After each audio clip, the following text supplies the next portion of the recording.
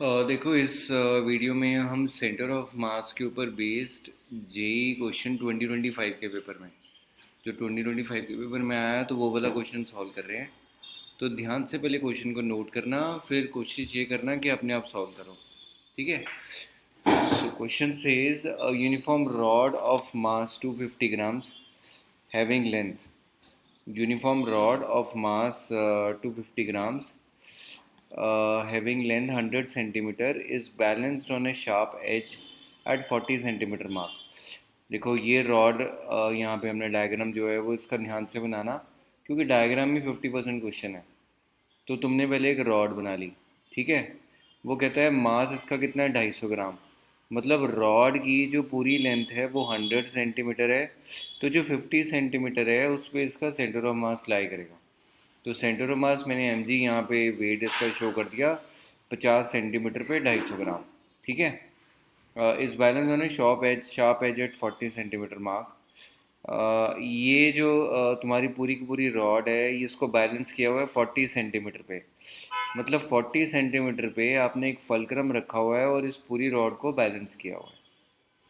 फिर है next, a mass of 400 gram is suspended at 10 centimetre mark.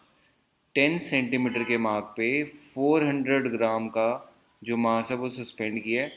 तो यहाँ पे मैंने एम जी वेट 10 सेंटीमीटर पे एम जी वेट लाई कर दिया, वो हो गया मेरे पास 400 जी। कहते हैं to maintain the balance of the rod the mass to be suspended at 90 centimetre.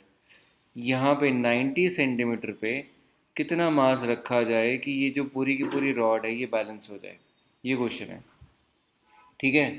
तो अब अगर हमें वेट्स को बैलेंस कराना है, मतलब ये टॉर्क टॉर्क से रिलेटेड क्वेश्चन है। तो आपने क्या करना है कि जो नेट क्लॉकवाइज टॉर्क होती है वो नेट एंटी क्लॉकवाइज टॉर्क के इक्वल होएगी। तो सबसे पहले मैं फोर्स लेता हूँ ये राइट हैंड साइड वाली 250 जी। मतलब यहाँ पे क्या होगा 250 जी।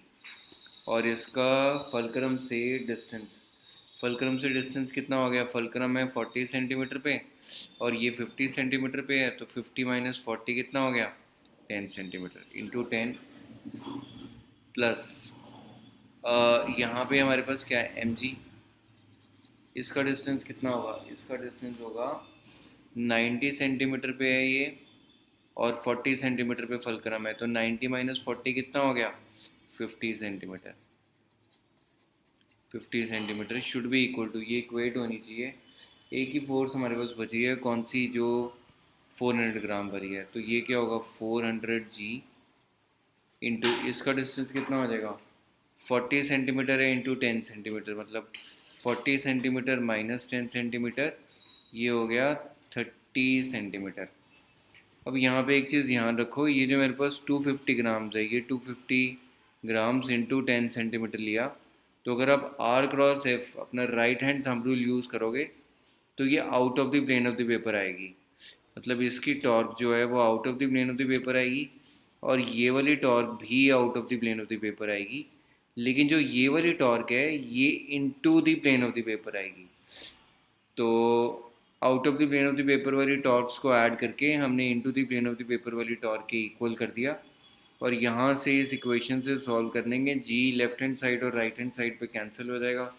तो यहाँ से जब आप एम इवेलुएट करोगे तो एम की वैल्यू आ जाएगी, एम इक्वल्स टू 190 190 ग्राम्स, ये वैल्यू आ जाएगी।